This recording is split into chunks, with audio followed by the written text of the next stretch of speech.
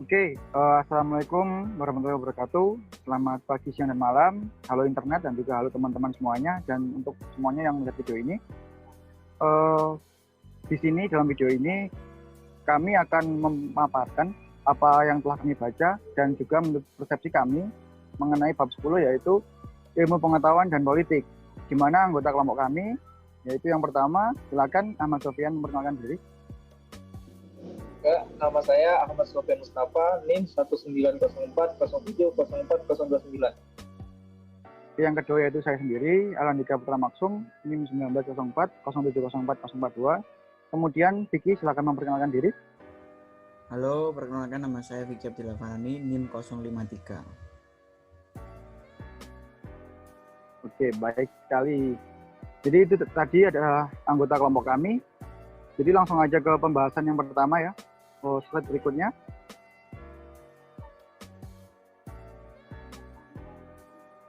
Nah, yang pertama adalah ilmu pengetahuan dan juga politik. Di sini kami mencantumkan bahwa ilmu pengetahuan melalui teknik ilmiah menjadi sarana yang bagi pengembangan kekuasaan serta kontrol terhadap masyarakat. Seperti yang kita ketahui sendiri, ilmu pengetahuan menurut pengertian epistemologinya itu adalah usaha-usaha secara sadar untuk menyelidiki, menemukan dan meningkatkan pemahaman manusia dari berbagai segi kenyataan dalam alam manusia. Yang sejatinya adalah manusia itu adalah makhluk yang lemah, yang jika tidak memiliki akal serta pikiran akan ditelan oleh zaman dan tidak akan terbentuk peradaban. Tetapi dikarenakan akal pikiran yang dikaruniai Tuhan, manusia dapat mengembangkan pikirannya yang kemudian akan membuahkan ilmu pengetahuan serta cara terbaik untuk memenuhi keinginan dan kebutuhannya. Dari sini kita dapat menarik kesimpulan bahwa ilmu pengetahuan itu sangat penting sekali di dalam keberlangsungan manusia itu sendiri. Nah, kemudian dari pengertian epistemologinya di awal tadi, ilmu pengetahuan itu melahirkan teknik-teknik ilmiah yang merupakan terapan dari ilmu pengetahuan itu yang kemudian digunakan sebaik mungkin oleh manusia untuk memenuhi keinginan dan tujuannya. Setelah tadi berbicara tentang ilmu pengetahuan, berikutnya kita akan sedikit membahas tentang politik berdasarkan persepsi kita atau asumsi kita. Kemudian politik secara epistemologinya adalah seni dan ilmu untuk meraih kekuasaan secara konstitusional maupun non-konstitusional. Jika kita mengingat atau flashback juga, refleksi juga tentang sifat dari manusia itu, sifat dasar manusia yaitu yang selalu mempunyai keinginan lebih dan lebih lagi. Oleh karena itu politik ini lahir dari sifat dasar itu, yaitu keinginan untuk lebih lagi dan lebih lagi sampai tak terbatas, yakni untuk tujuan memerintah dan dengan harapan kemajuan suatu hal dalam kuasanya dapat berkembang lebih baik lagi. Jadi kenapa sih manusia itu butuh politik dan menginginkan politik di dalam kehidupannya? Karena ini, yaitu untuk tujuan memerintah dengan harapan kemajuan suatu hal yang dalam kuasanya. Jadi jika kita sudah menguasai suatu hal atau dalam kuasa kita dalam suatu hal, kita akan berharap sesuatu hal yang kita kuasai ini adalah lebih bergerak lebih maju lagi atau paling tidak berguna lah untuk kita sendiri. Kemudian kedinamisan antara manusia, kemudian ilmu pengetahuan serta ilmu politik itu sendiri seiring dengan perkembangan waktu, walaupun di sini rasa perkembangan waktu ini sedikit kurang tepat ya, karena menurut saya sendiri waktu itu tidak berkembang, tetapi manusia, ilmu pengetahuan politik dan hal yang lainnya itu yang berkembang, tetapi waktu hanya bergulir saja dan untuk menjembatani keinginan atau perkembangan itu sendiri. Jadi bukan waktu yang bergerak, tapi kita yang berkembang atau komponen-komponen di dalamnya yang berkembang. Tapi untuk menyederhanakan penjelasan ini kita sebut saja perkembangan waktu ya. Jadi kedinamisan antara manusia, ilmu pengetahuan politik di dalam konteks bab 10 ini akan bergerak secara garis lurus sejajar, yang kemudian akan melahirkan ilmu baru atau kedinamisan baru yang seiring dengan keinginan manusia itu sendiri. Jadi dapat disimpulkan kalau ilmu pengetahuan ini melalui teknik ilmiah menjadi sarana bagi pengembangan kekuasaan serta kontrol terhadap masyarakat. Jadi pengetahuan ini menjadi salah satu kontrol untuk penguasa ataupun pemegang kendali politik untuk melakukan kontrol terhadap masyarakat. Lanjut slide kedua. Nah, kemudian kita berbicara tentang teknik ilmiah dan kekuasaan. Jadi teknik ilmiah dan kekuasaan kan seperti yang kita ketahui tadi itu sangat garis lurus dan juga saling berhubungan sangat erat. Tetapi jika dilihat dari segi historisnya, pada zaman dahulu saintifikasi di kehidupan politik ini secara historis itu melahirkan kekuasaan yang despotis atau dalam arti lain yaitu absolut, tiran dan juga dalam satu perintah atau seperti tirani gitu loh. Jadi tidak ada pemegang kekuasaan politik akan memegang seluruhnya di dalam kehidupan manusia itu sendiri.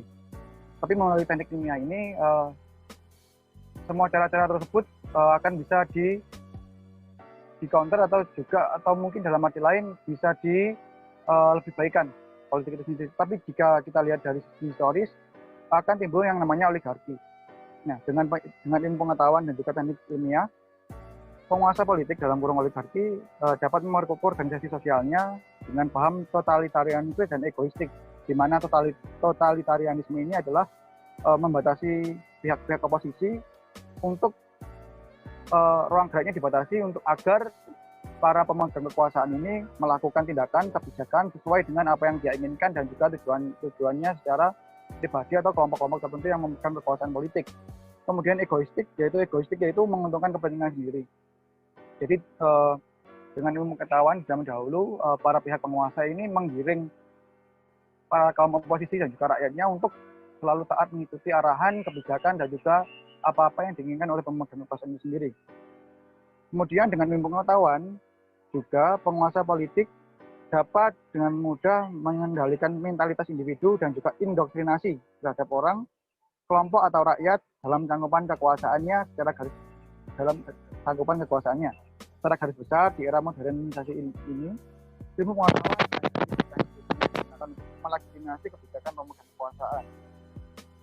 Jadi seperti itu ya. Jadi dalam kekuasaan politik yang oligarki, rakyat serta kaum oposisi dituntut untuk dengan teknik ilmiah ini dituntut untuk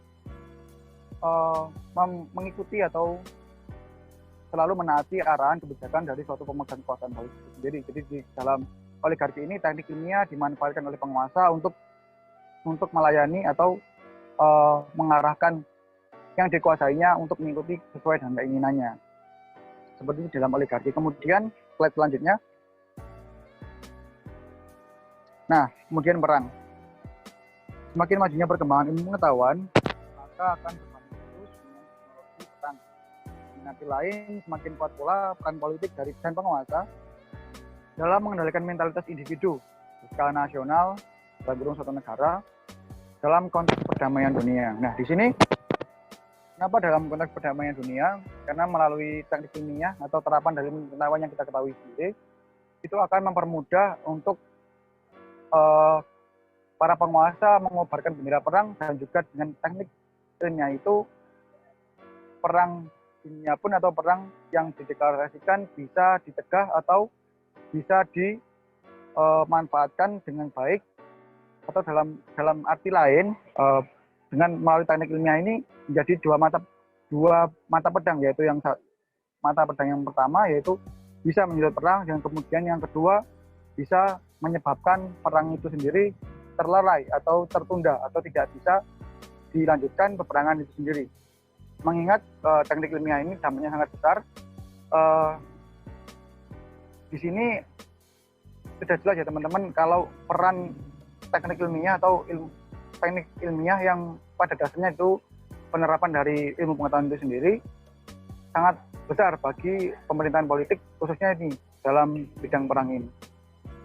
Seperti itu. Berikutnya, silakan. Nah, demokrasi. Istilah demokrasi itu, ketika teknik-teknik ilmiah mulai dipakai secara luas masyarakat, maka demokrasi menjadi kata kunci. Tidak hanya untuk melawan penguasa yang despotis, melainkan untuk melindungi individu dari masyarakat itu sendiri.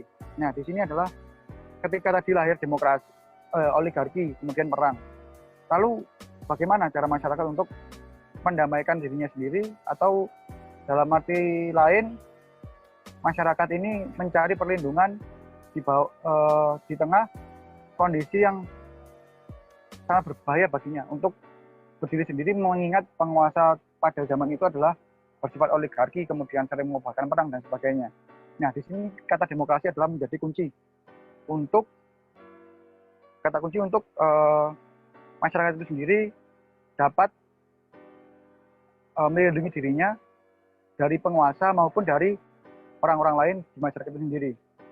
Jadi di sini yang ingin kita sharing ke teman-teman atau ngajak diskusi ke teman-teman, yaitu bagaimana menata kembali suatu masyarakat yang ditentukan oleh perangkat atau teknik-teknik ilmiah, sehingga teknik-teknik itu ilmiah tidak membawa kehancuran. Nah, ini yang ingin kita diskusikan oleh teman-teman. Bagaimana sih caranya menata kembali suatu masyarakat di mana masyarakat itu ditentukan oleh perangkat dan teknik-teknik ilmiah. Dalam kondisi seperti itu, apa sih yang bisa dilakukan oleh teknik ilmiah? Nah, kemudian slide berikutnya.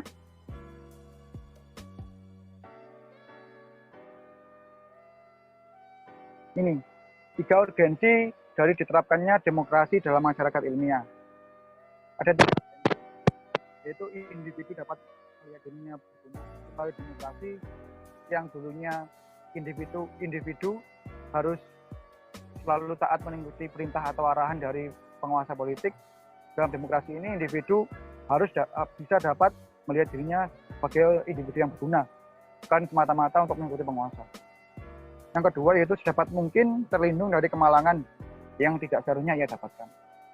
Jadi melalui demokrasi ini tidak semata-mata penguasa ataupun orang lain dapat membajak hak-hak yang dimiliki oleh suatu individu.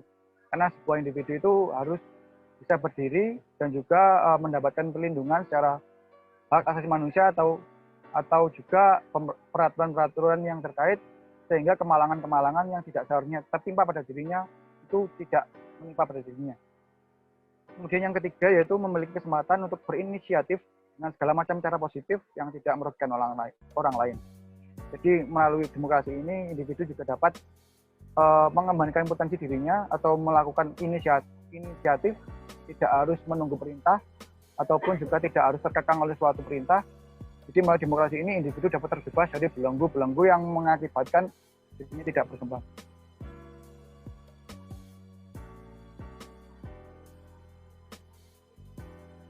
Oke, kemudian slide berikutnya.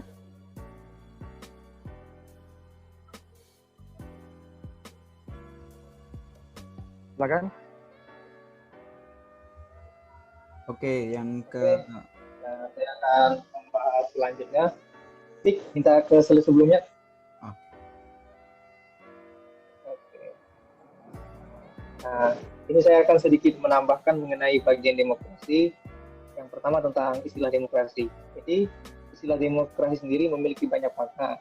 Di abad ke-18 ke 19 di Eropa, melalui tokoh-tokoh seperti John Locke, Rousseau, dan juga James Stuart Mill, demokrasi biasa dihubungkan dengan gagasan kebebasan, baik itu kebebasan dari kepungan para penguasa yang despotis, maupun kebebasan berpikir dan mengemukakan pendapat. Oke, slide selanjutnya.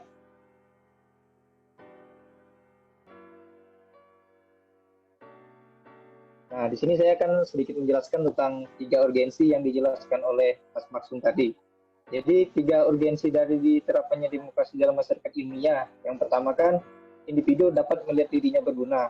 Artinya, jika dikatakan agar seseorang melihat dirinya berguna, tentu yang dimaksud adalah batas-batas dari penilaian masyarakat.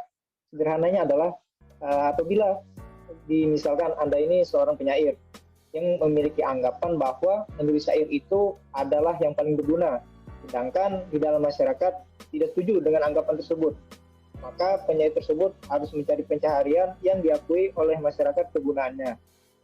Yang kedua, sedapat mungkin terlindung dari kemalangan yang tidak seharusnya ia dapatkan.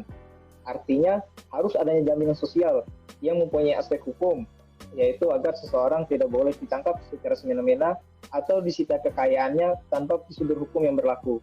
Lalu penjelasan di poin ketiga, memiliki kesempatan untuk berinisiatif dengan segala macam cara positif yang tidak merugikan orang lain. Kesempatan untuk berinisiatif merupakan kondisi yang sangat dibutuhkan bagi bangkitnya kesadaran mengenai pentingnya individu di dalam masyarakat. Oke, selanjutnya mengenai peranan ilmuwan akan dijelaskan oleh Vicky. Oke, selanjutnya peranan ilmuwan. Dalam proses sientisasi politik, ilmuwan berperan sebagai pengambil keputusan politik, baik dengan menjadi staf penelitian milik pemerintah maupun menjadi staf dalam lembaga konsultasi publik. Keterlibatan para ilmuwan tidak dengan sendirinya memenuhi harapan agar masyarakat yang demokratis segera dibentuk. Tetapi permasalahannya terletak pada bagaimana sih sifat hubungan politisi dengan ilmuwan yang berwenang untuk mengambil keputusan publik agar menjadi demokrasi yang ideal. Menurut J. Habermas ada 3 model hubungan ilmuwan dan politisi. Yang pertama adalah model decisionatis atau model keputusan berdasarkan pertimbangan kepentingan. Model ini memberi kewenangan yang luas bagi politisi, jadi lebih cenderung ke politisi daripada ke ilmuwan. Ilmuwan hanya bertugas untuk melayani kepentingan kekuasaan, sehingga kebijakan dapat dijalankan di masyarakat. Jadi bagaimana ilmuwan menyarankan, menasihati keputusan daripada politisi tadi agar bisa dijalankan di kehidupan masyarakat. Yang kedua ada teknokratis model teknokratis, yaitu model kerjasama yang lebih menitik beratkan atau mengunggulkan peranan ilmuwan. Jadi di sini yang lebih berperan itu peranan ilmuwan. Jadi pemegang kekuasaan tergantung pada para ilmuwan yang menjadikan dirinya sebagai salah satu organ dari suatu masyarakat. Yang ketiga adalah pragmatic model, yaitu komunikasi antara pihak-pihak yang terlibat antara politisi dan para ilmuwan. Model ini melihat bahwa antara ilmuwan dan politisi terdapat interaksi kritis dalam suatu diskusi yang dilengkapi dengan informasi dan pertimbangan-pertimbangan ilmiah. Hubungan antara keduanya bersifat timbal balik. Ilmuwan menasihati politisi, sedangkan politisi juga mendorong ilmuwan untuk memikirkan bagaimana sih kebutuhan praktis masyarakat agar bisa dikendalikan atau bisa diatasi. Jadi kalau ditanya mana sih model mana yang mendekati tuntutan demokrasi itu, jawabannya adalah model pragmatik. Karena ada diskusi antara seimbang ilmuwan dan politisi. Politisi itu menasihati ilmuwan atau mendorong ilmuwan agar bisa menyelesaikan atau mendorong memikirkan untuk kebutuhan-kebutuhan praktis masyarakat, sedangkan politisi dia yang mengambil keputusan seperti itu. Oke, ada yang ditambahkan lagi teman-teman?